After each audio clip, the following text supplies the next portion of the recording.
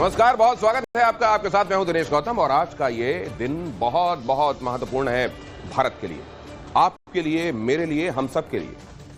आप जानते हैं कि पहले राकेश शर्मा ने हमको गौरव का वो लम्हा दिया था जब हमारे बीच में से कोई अंतरिक्ष में गया था, और अब अंतरिक्ष स्टेशन की यात्रा करके कोई हम आप में से ही लौट रहा है। इसलिए हमारे लिए, आपके लिए, पूरे देश के लिए यह गर्व का विषय है। और सिर्फ लौट नहीं रहा है, वहां से वो तजुर्बे, वो एक्सपेरिमेंट्स, वो एक्सपीरियंसेस लेकर आ रहा है जो आने वाले दिनों में हमारी अंतरिक्ष की अक्सर होने वाली यात्राओं के लिए रास्ता प्रशस्त करेगा।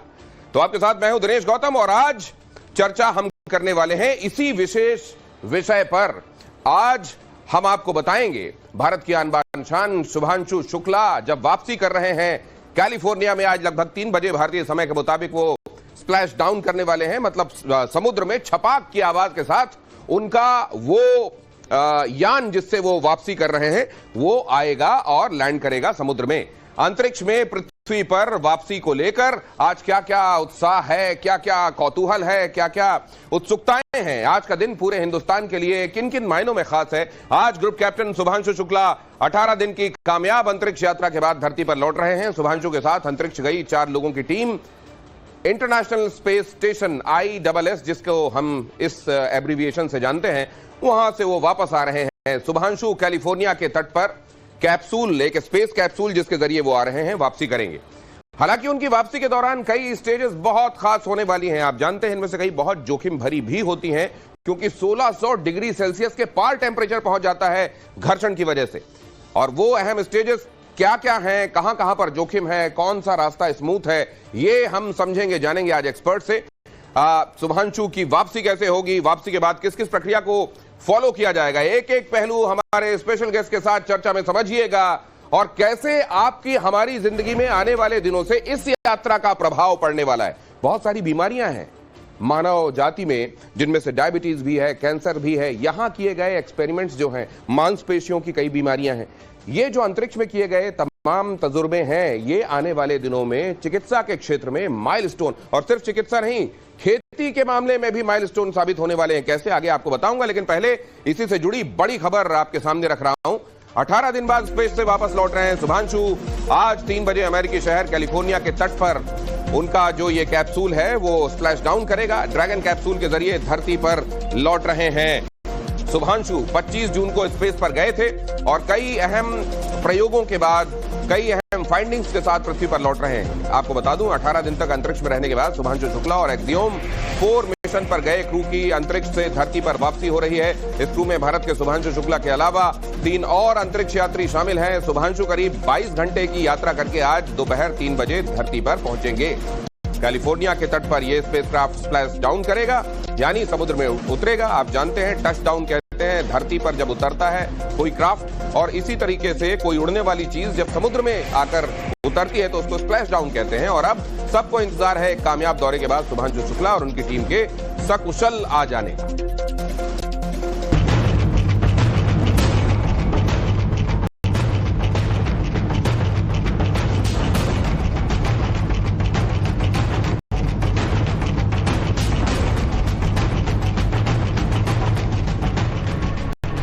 41 साल बाद इसरो यानी इंडियन स्पेस रिसर्च ऑर्गेनाइजेशन इतिहास रचने जा रहा है। 18 दिनों तक अंतरिक्ष में रहने के बाद भारत के आन बान शान शुभांशु शुक्ला धरती पर वापसी कर रहे हैं। 25 जून 2025 ये तारीख इतिहास के पन्नों में सुनहरे अक्षरों में दर्ज हो चुकी है, क्योंकि इसी दिन फ्लोरिडा के कैनेडी स्पेस सेंटर से एक्सियम मिशन को लॉन्च किया गया था और करीब 28 घंटे की यात्रा के बाद ड्रैगन अंतरिक्ष यान 26 जून को अंतर्राष्ट्रीय अंतरिक्ष स्टेशन पर डॉक हुआ था। हालांकि ये मिशन 14 दिनों का था। अब एस्ट्रोनॉट की वापसी 4 दिन देरी से हो रही है। शुभांशु शुक्ला के साथ 3 और साथी स्पेस स्टेशन गए हैं, जिन्होंने 18 दिनों तक स्पेस में रहकर कई तरीकों का रिसर्च किया। मिशन के दौरान 60 वैज्ञानिक प्रयोगों में हिस्सा लिया। इंटरनेशनल स्पेस सेंटर पर 17वें दिन सबसे अहम स्टडी की। जीवन को सहारा देने में सूक्ष्म शैवाल की क्षमता का अध्ययन। शुभांशु शुक्ला ने कई महत्वपूर्ण सैंपल इकट्ठा किए। साइनोबैक्टीरिया और माइक्रो एल्गी पर रिसर्च, अंतरिक्ष अभियानों के लिए काफी मददगार स्टडी। भारतीय टार्डीग्रेड प्रजाति पर भी अध्ययन किया। मांसपेशियों के विकास, मूंग और मेथी के बीज का अंकुरन, अंतरिक्ष में जीवन, खेती और जैव विज्ञान पर अध्ययन, सूक्ष्म गुरुत्व में आंखों की गति और समन्वय का अध्ययन, वॉइस इन स्पेस परियोजना के लिए डाटा जुटाया, मानव स्वास्थ्य अनुसंधान के लिए भी नमूने एकत्र किए। Astronaut Shubhanshu Shukla international space station में खेती भी करते हुए नजर आए थे। शुभांशु ने पेट्री डिश में मेथी और मूंग के बीज उगाए, इसके साथ सेल्फी भी ली। इसके बाद मूंग और मेथी को स्टोरेज फ्रीजर में सुरक्षित रख दिया गया। इन बीजों को शुभांशु अपने साथ ले गए थे। अभी कुछ दिन पहले अपने फेयरवेल में शुभांशु ने कहा था कि मेरी ये यात्रा कमाल की रही है। उन्होंने बताया था कि आज का भारत अंतरिक्ष से कैसा दिखता है। स्पेस मिशन पर गए शुभांशु शुक्ला को लेकर आ रहा स्पेसएक्स आज दोपहर 3 बजे के आसपास प्रशांत महासागर में कैलिफोर्निया तट के पास स्प्लैश डाउन करेगा, जिसको लेकर पूरे देश के साथ उनके परिवार में भी खुशी देखी जा रही है। जी बहुत ज्यादा बस लास्ट स्टेज बची हुई है, जिसके लिए थोड़ा सा क्यूरियस हो रहे हैं हम अभी, और थोड़ा सा नर्वस भी है, क्योंकि वो स्प्लैश डाउन की जो प्रोसेस है, जो लास्ट फेज है, that is a little crucial one. और हम कोशिश बस प्रे कर रहे हैं कि वो भी क्रॉस ओवर हो जाए एंड देन सेलिब्रेशन। धरती पर लैंड करने के बाद शुभांशु करीब 7 दिनों तक पुनर्वास की प्रक्रिया में रहेंगे, जहां डॉक्टरों के निरीक्षण में वो अपने शरीर को ढालेंगे। शुभांशु का ये स्पेस मिशन हिंदुस्तान के लिए गौरव का क्षण है और आने वाले दिनों में इससे मिशन गगनयान को भी काफी मदद मिलेगी। बस हिंदुस्तानियों को इंतजार उस पल का है जब शुभांशु धरती पर कदम रखेंगे।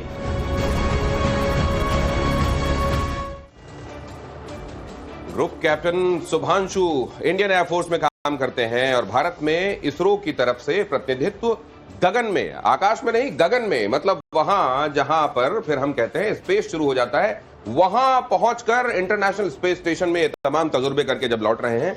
तो मैं एक बार फिर से आपको ये बता दूं कि ऐसा नहीं है कि किसी एक इंडिविजुअल की अंतरिक्ष की यात्रा है, वो वहां से वापस आ रहे हैं। हमको आपको इससे क्या वाले कई लोग होते हैं ना, हमको आपको इससे ये कि मानव जाति जिन तमाम परेशानियों से जूझ रही है, उनमें से कई से निजात कैसे मिल सकती है, इसका एक्सपेरिमेंट ऊपर किया गया है। तो हमारी आपकी जिंदगियों को भी प्रभावित करने वाला, आने वाले दिनों में अंतरिक्ष की यात्रा का रास्ता प्रशस्त करने वाला यह तजुर्बा था। और क्या क्या था, हमारे साथ जो खास मेहमान जुड़ रहे हैं वो आपको बताएंगे। वैज्ञानिकों की निगाह से अगर आप देखेंगे तो त्यागी सर मेरे साथ इसको समझाने के लिए यहां पर मौजूद हैं। सुनीता चौहान हमारे साथ मौजूद हैं, जो कि एस्ट्रोनॉमर हैं और जब कभी तारों की, गैलेक्सीज की, जो तमाम प्लैनेट्स हैं उनकी, ब्लैक होल्स की, इनकी स्टडी करने वाले लोगों से आपकी चर्चा होती है तो आपको बताते हैं कि अंतरिक्ष हमारे लिए कितनी अबूझ पहेलियों से भरा हुआ है और हमको कितना कुछ है जो एक्सप्लोर करना है। हम अपने इन मेहमानों से चर्चा करें उससे पहले आपको ये बता देता हूं कि 18 दिन बाद स्पेस से वापस लौट रहे हैं शुभांशु।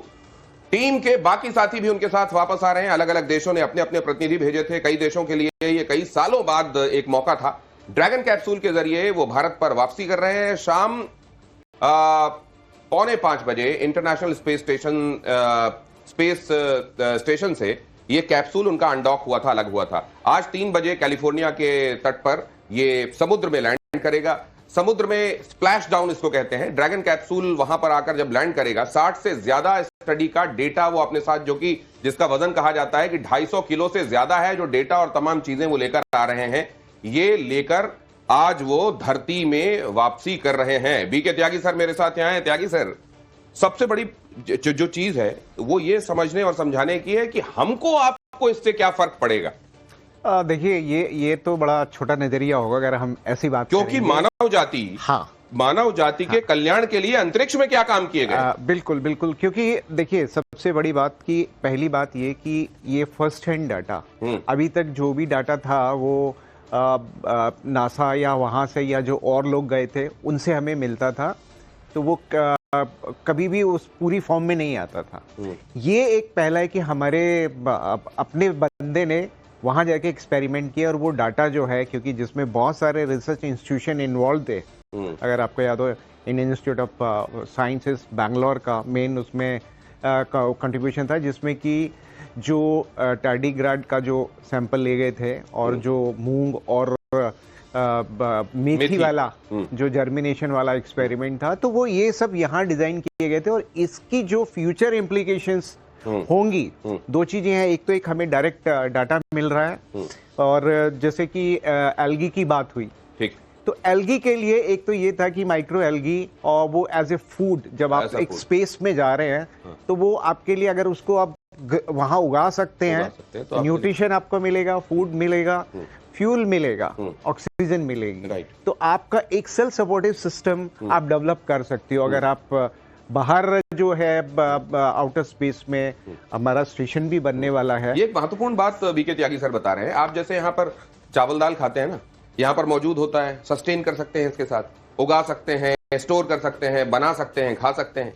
वहां अंतरिक्ष में माइक्रो एल्गी खाने के लिए अगर आप इसको उगा सकें और सस्टेन कर सकें तो ये न सिर्फ खाने के लिए बल्कि आपके ईंधन के तौर पर भी, क्योंकि आपको ये ऑक्सीजन भी वहां पर देगा, आपके लिए बहुत महत्वपूर्ण हो सकता है। माइक्रो एल्गी को अंतरिक्ष में कैसे उगाया जा सके सस्टेनेबल तरीके से, ताकि वो जिंदगी को सस्टेन करने वाला हो, ये एक महत्वपूर्ण प्रयोग है। मैं ठीक कह रहा हूं? बिल्कुल ठीक कह रहे हो। और दूसरा जो इंपॉर्टेंट एक्सपेरिमेंट था, आप उसका इम्प्लीकेशन समझिए कि जीरो ग्रेविटी में हम देखते हैं कि हमारा जो मास वो है बॉडी का, मसल्स बहुत वीक हो जाते हैं, डीजनरेट हो जाते हैं और जो हमारी बोन डेंसिटी है वो कम हो जाती है। ठीक है, ये प्रॉब्लम अर्थ पे आपके सीनियर सिटीजन की भी होती है, ठीक है ना।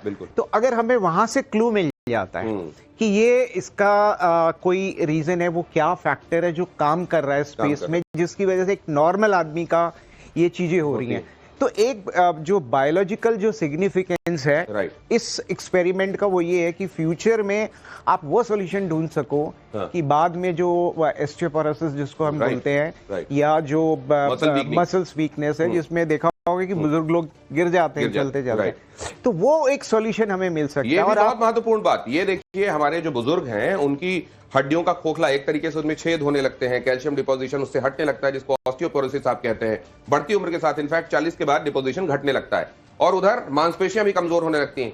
इसी तरीके से अंतरिक्ष में जब आप जाते हैं तो ग्रेविटी काम करती नहीं है, वहां पर मांसपेशियों को जोर लगाना नहीं पड़ता, हड्डियों में भी वही स्थिति होती है और वहां पर भी हड्डियों और मांसपेशियों के कमजोर होने का सिलसिला शुरू हो जाता है। तो वहां क्यों होता है और क्या वहां से कोई क्लू मिलता है जिससे धरती में हम उम्र के साथ साथ आने वाली इन परेशानियों से निजात पा सकें? इसके लिए बहुत महत्वपूर्ण तजुर्बा किया गया है, वो भी शुभांशु अपने साथ स्टडी लेकर आने वाले हैं। ठीक है, बिल्कुल। अगली महत्वपूर्ण बात क्या है? तीसरा जो एक्सपेरिमेंट था वो भी बड़ा इंटरेस्टिंग है। वो एक वाटर बियर, आपने सुना होगा, बड़ा न्यूज में चल रहा था, टार्डीग्राड करके एक माइक्रो इंसेक्ट है, इंडियन स्पीशीज है। उसकी खासियत ये है कि वो बहुत ही हार्ड कंडीशन में जिंदा रह सकता है, एक्सट्रीम टेम्परेचर में भी, हम क्लाइमेट चेंज ग्लोबल वार्मिंग की बात कर रहे हैं, लो टेम्परेचर में भी, इवन रेडिएशन भी वो जो है कुछ हद तक झेल सकता है, और उसको फ्रीज करके ले जाया गया और वहां पे उसको रिवाइव करने की कोशिश कर रहे हैं। की गई थी। वो पता नहीं, अभी जब डाटा आएगा तो पता लगेगा। तो ये एक और एक्सपेरिमेंट जिसमें एक्सट्रीम कंडीशंस को टॉलरेट करने वाला एक जो जीव है उसको ले जाया गया अंतरिक्ष में और ये देखा गया कि क्या वहां के एक्सट्रीम कंडीशंस को भी टॉलरेट कर लेता है। अगर कर लेता है तो फिर क्या अंतरिक्ष में जीवन को सस्टेनेबल तरीके से आगे बढ़ाने के कुछ क्लू वहां से भी मिलते हैं क्या? सुनीता चौहान मेरे साथ जुड़ रही हैं, बहुत यंग हैं और यंग शुभांशु शुक्ला आज यंग इंडिया के एस्पिरेशंस को रिप्रेजेंट कर रहे हैं। सुनीता, आपके लिए क्या मायने रखती है उनकी यात्रा? Thank you Dinesh sir. ये यात्रा मेरे लिए उतनी ही मायने रखती है जितनी आज किसी भी हर भारतीय के लिए मायने रखती है। सबसे पहले तो मैं आपको बहुत बहुत बधाई देना चाहती हूँ, पूरे देश को बधाई देना चाहती हूँ कि हमारे अपने पायलट, हमारे अपने एस्ट्रोनॉट, वो आज इतना बड़ा मिशन पूरा करके आज वापस सब कुशल लौटे, इसकी मैं कामना करती हूँ। और इसके अलावा मैं ये कहना चाहती हूँ कि हमारे जैसे यंग जो देश के लिए कुछ करना चाहते हैं, उनके लिए हम और इंस्पिरेशन देते हैं, हम और उनको बढ़ावा देते हैं कि जैसे एक आम पायलट जिन्होंने बिल्कुल निचली स्तर से अपनी ट्रेनिंग शुरू करी, आज वो एक अंतरराष्ट्रीय एस्ट्रोनॉट कहला रहे हैं। मतलब कितनी बड़ी बात है कि एक छोटे से गांव कस्बे से आने वाला आदमी आज पूरे विश्व में विख्यात हो रहा है। तो मैं ये कहना चाहती हूँ कि इससे हमारी जो यंग जनरेशन है उसे ये पता चलेगा कि हमें सपने बड़े देखने चाहिए, क्योंकि सपने जितने हम बड़े देखेंगे हम उतना ही उन्हें साकार कर सकेंगे अपनी मेहनत और सकुशल ट्रेनिंग के जरिए, अपनी तजुर्बों के जरिए, अपने ज्ञानवर्धन के जरिए, और उससे हमारे देश को भी उतना ही फायदा। राष्ट्रपति अब्दुल कलाम मुझे इस लाइन की वजह से याद आ गया कि सपने बड़े देखो और सपने वो होते हैं जो सोते हुए नहीं देखे जाते, दिन में सपने देखे वो होते हैं जो आपको सोने नहीं देते। अगली खबर इसी से जुड़ी हुई, ये जरा इंफॉर्मेशन आपके साथ शेयर कर लूं और उसके बाद इस चर्चा को आगे बढ़ाता हूं। वापसी के दौरान सबसे अहम और क्रूशियल टास्क क्या होने वाला है? सबसे अहम, सबसे महत्वपूर्ण, लौटते वक्त स्पेस कैप्सूल की रफ्तार में इजाफा हो जाता है। ये जो स्पेस कैप्सूल है, इसको तेजी से एक जगह, एक स्टेज पर्टिकुलर ऐसी होती है जब ये बड़ी तेजी के साथ आगे बढ़ता है। वापसी के दौरान यहां इसकी रफ्तार 28,000 किलोमीटर तक एक स्टेज में पहुंच जाती है। 28,000 किलोमीटर प्रति घंटे, अंदाजा लगाइए, 28,000 किलोमीटर प्रति घंटे तक रफ्तार का पहुंच जाना। लैंडिंग से पहले कैप्सूल पर हाई टेम्परेचर, हैवी प्रेशर की चुनौती होती है। कैप्सूल को उसकी हीट शील्ड हाई टेम्परेचर से बचाती है।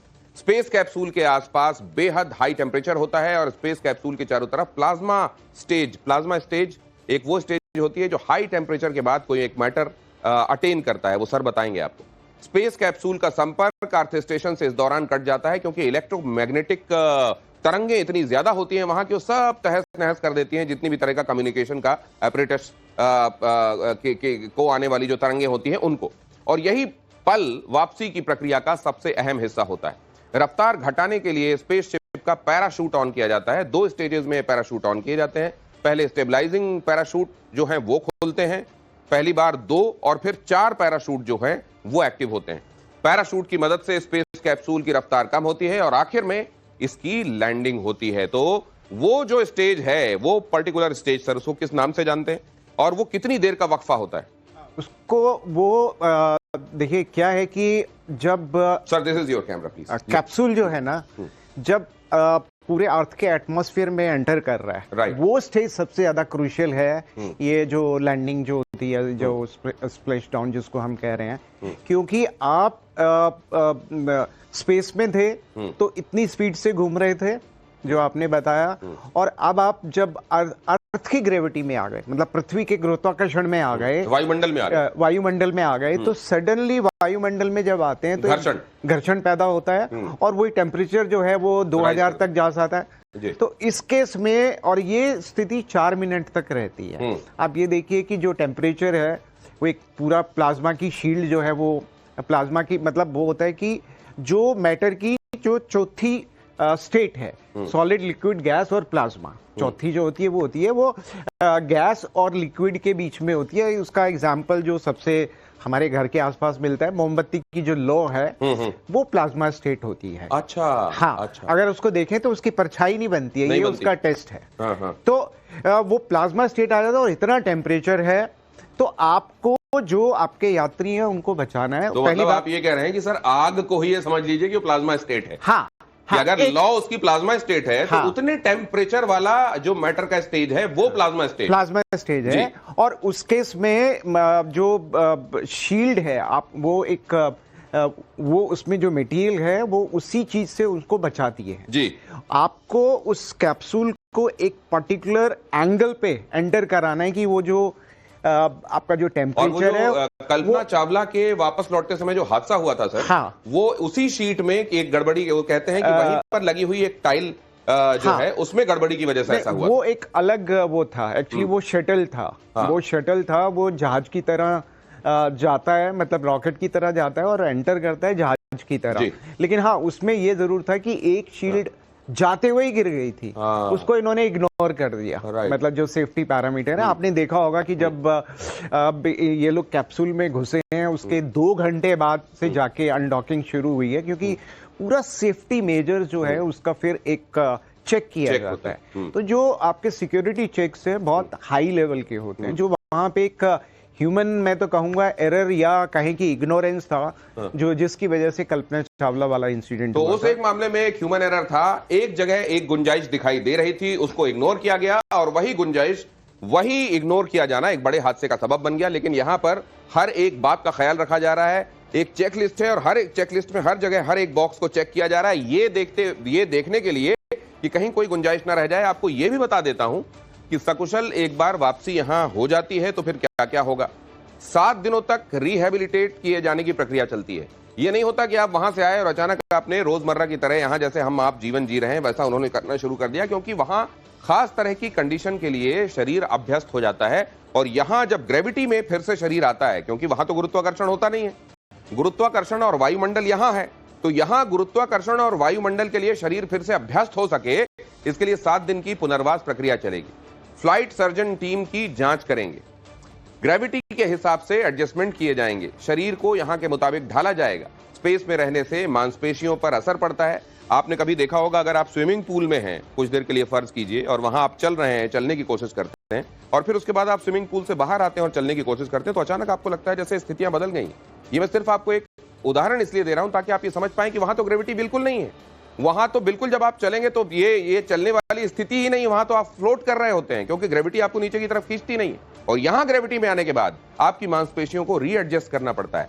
बैलेंस और कोऑर्डिनेशन में बहुत फर्क आ जाता है, क्योंकि और इसका कार्डियोवैस्कुलर एक्टिविटीज पर आपका दिल जो है वो सर्टेन कंडीशंस में धड़क रहा है, उस दिल पर भी ये ग्रेविटेशनल पुल लागू है। वो जो दिल आपका शरीर में ब्लड पंप कर रहा है वो इन परिस्थितियों में कर रहा है। और एक बार फिर से जब वहां से वापस आते हैं नो ग्रेविटी से यहां ग्रेविटी वाली कंडीशंस में आते हैं, तो एक्टिविटीज पर असर पड़ता है। इसलिए एक्लेमेटाइज किया जाना धरती के हिसाब से बड़ा जरूरी है। 7 दिनों की यह प्रक्रिया है जिसका पालन किया जाता है। सुनीता विलियम्स इसके पहले हमने, आपको याद हो अगर, टाइम्स नाउ नवभारत ने एक खास कवरेज में आपको ये बताया था, बुच विल्मर और सुनीता विलियम्स जब लौटे थे तो हमने आपको ये बताया था कि किस तरीके से पूरी प्रक्रिया होती है, कैसे अनडॉक होता है, कैसे वहां से यात्रा होती है धरती की तरफ, और धरती में आने के बाद फिर आगे क्या क्या होता है। एक्चुअली आज उसी चीज का रेपिटेशन है, लेकिन आज हमारे लिए मायने बहुत अलग हैं। वापसी के बाद किस किस प्रक्रिया से गुजरने वाले हैं गगनवीर, वो पुनर्वास के शुरुआती चरण में क्या होता है, एम्बुलेशन यानी वॉकिंग, बगैर किसी सहारे के चलना फिरना सिखाया जाता है। अब ये देखिए आप, ये आपको लगेगा बड़ा अजीब सा कि ऐसा कैसे होता होगा। वहां से सर ये बहुत सारे लोगों के लिए कल्पना ही होगी, क्योंकि उन कंडीशंस को आप बता नहीं सकते एज इट इज कि वहां किन कंडीशन में आदमी। नहीं, बड़ा सिंपल है। आप ये देखिए कि आप जब धरती पे खड़े होते हैं, एक फोर्स काम कर रहा है और आपका जो बॉडी का जो विकास हुआ है, क्योंकि धरती पे हुआ है, तो आपका दिल धड़क रहा है, उसमें आप देखिए कि जो आपके दिमाग में जो ब्लड जा रहा है वो अगेंस्ट द ग्रेविटी जा रहा है, लेकिन जो नीचे की तरफ आ रहा है, पैरों की तरफ जा रहा है, वो ग्रेविटी की तरफ जा रहा है। तो ऊपर जाने में ज्यादा फोर्स लग रहा है, नीचे जाने में कम लग रहा है। लेकिन स्पेस में ये फैक्टर ही नहीं है, आपकी जो खड़े होने की स्थिति नहीं है, आप हर टाइम जो है एक अलग स्टेज में है। तो ना ब्लड नीचे जाने के लिए जो मैकेनिज्म है बॉडी की वो काम में आ रही है, ना ब्रेन में आ रही है। तो एक्स्ट्रा देखिए कि आपको जब बिलो द ग्रेविटी जा रहा है, यहाँ पे उसको वो काम करने में दिक्कत आ रही है। वैसा सर जैसे जब हम साइकिल चलाते हैं, तो कहते हैं ये हवा की तरफ या हवा के अगेंस्ट। अगर हवा आपको पीछे की तरफ से धक्का मार रही है मान लीजिए, तो आपका साइकिल चलाना आसान हो जाता है। अगर अगेंस्ट द विंड चलाते हैं तो आपको बहुत जोर लगाना पड़ता है। अब ब्लड यहाँ पंप करता है, आप जो कह रहे हैं, अगर उस सिर की तरफ जा रहा है तो ग्रेविटी को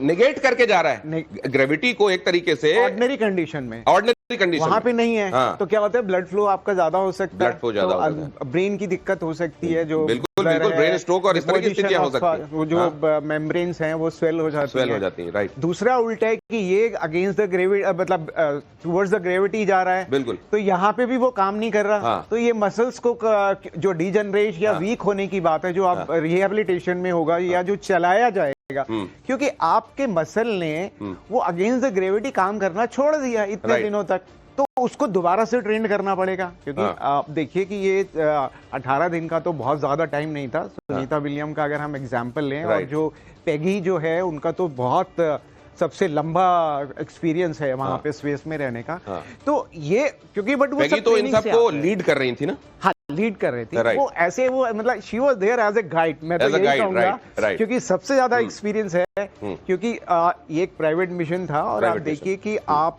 जब पेड मिशन था, एक तरीके से पेड ट्रैवल था, तो उस केस में एक गाइड चाहिए था। तो जो सबसे एक्सपीरियंस यूएसए में जो कहें कि जो था बंदा, या कहें कि वो लेके गए, उन्होंने काम किया। और हालांकि जो सारा सिस्टम है वो ऑटोमेटेड होता है, वहां पे ज्यादा काम नहीं करना पड़ता। लेकिन अगर आपके साथ एक एक्सपीरियंस आदमी है, तो जो भी कुछ इस तरह की इवेंचुअलिटी या जो बाकी लोगों को हेल्थ प्रॉब्लम या वो इश्यू, उसमें गाइड करने के लिए वो एक आपको एक ऐसा आपके साथ एक ऐसा व्यक्ति है जो आपसे ज्यादा एक्सपीरियंस है, और आपके लिए वहां मेंटोर और गाइड का काम कर सकता है। सुनीता, अब आप कह रही थी कि यंग जनरेशन के एस्पिरेशंस के लिए एक बड़ा माइलस्टोन वाला लम्हा है ये, कि हम भी कर सकते हैं। ये लोगों ने देखा कि जब महेंद्र सिंह धोनी एकदम निहायत समझ लीजिए कस्बे वाली पृष्ठभूमि से आके और छा गए थे क्रिकेट में, तो लोगों ने कहा कि अब छोटे कस्बे के लोगों को भी ये एहसास हो गया है कि हम भी जाकर उस अरीना में काम कर सकते हैं। और यही काम यहाँ एस्ट्रोनॉट्स अंतरिक्ष में जाने के एम्बिशंस के मामले में शुभांशु की यात्रा, आप ये कह रहे हैं? जी सर, बिल्कुल। आप मेहनत देखिए ना, सिर्फ ड्रीम नहीं किया, सिर्फ सपना नहीं देखा, उसके ऊपर निरंतर अभ्यास किया, कार्य किया। अब देखिए, भारत में इतने लगभग लाखों पायलटों ने इसका एग्जाम दिया था, जिसमें से 25 सेलेक्ट हुए। उस 25 की उन्होंने फिर निरंतर मानसिक, शारीरिक, हर तरीके से उनको अलग अलग कसौटियों पे परखा गया। उन्हें कभी कभी एक्सट्रीम अकेले एक कमरे में रखा गया, उनके ऊपर मानसिक तनाव डाला, उन्हें एक छोटे सी जगह में रखा गया ताकि उनकी अलग अलग चरणों की ट्रेनिंग हुई। उन सभी चरणों के बीच में उन्होंने अपनी स्थिरता, ठीक है, और अपने पुराने एक्सपीरियंस, अपनी एयरफोर्स की जो एक मैं मानती हूँ कि सबसे महत्वपूर्ण जो ट्रेनिंग होती है एयरफोर्स के दौरान, उसका कुशल हमें प्रमाण देते हुए उन्होंने जो लगातार ट्रेनिंग करी, उसको भी तो देखा जाएगा। सिर्फ ये नहीं कि वो छोटे गांव से आते हैं, ये भी देखा जाएगा कि उन्होंने कितनी मेहनत करी है। हमारी आज की यंग जनरेशन को ये मेहनत वाला जो बात है, इसे सीखने की जरूरत है उनसे, कि कैसे निरंतरता से अनेकों लोगों ने प्रयास किए।